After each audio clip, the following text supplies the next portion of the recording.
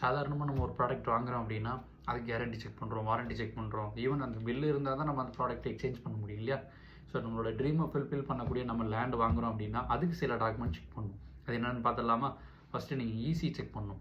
ஒரு நிலத்துக்கான survey number எடுத்து அதில் எதாவது வில்லங்க இருக்கா அப்படின்னு நம்ம ஈசி போட்டு செக் பண்ணணும். அதுக்கப்புறம் பட்டா சிட்டா காப்பி பார்க்கணும். அடங்கல், தாய்ப்பத்திரம், மூலப்பத்திரம், இது எல்லாமே ஒரு விவசாய லேண்டுக்கு பொருந்தும். நீங்கள் விவசாய லேண்டு தான் வாங்க போகிறீங்கன்னா இதுவே போதுமானது.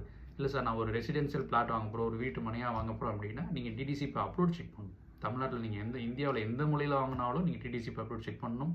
அண்ட் ஒருவேளை அது சென்னை மெட்ரோ கார்பரேஷனுக்குள்ளே வருது அப்படின்னா நீங்கள் சிஎம்டி அப்லோட் வந்து கம்பல்சரி செக் பண்ணுங்கள். அண்ட் இதுவோ டிஎன் ரெரா வந்து செக் பண்ணி வாங்கிக்கிறது ரொம்ப ரொம்ப நல்லது.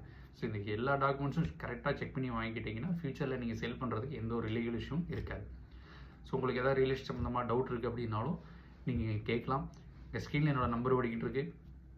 உங்களுக்கு தேவையான டவுட்ஸ் அல்லது எந்த இடத்துல வாங்கினா எனக்கு கரெக்டாக இருக்கும் என்னோடய இன்வெஸ்ட்மெண்ட்டுக்கு அப்படின்னு நீங்கள் ஒரு சஜஷன் கேட்க விருப்பத்தாலும் நீங்கள் கேட்கலாம். And your land your future. Thank you.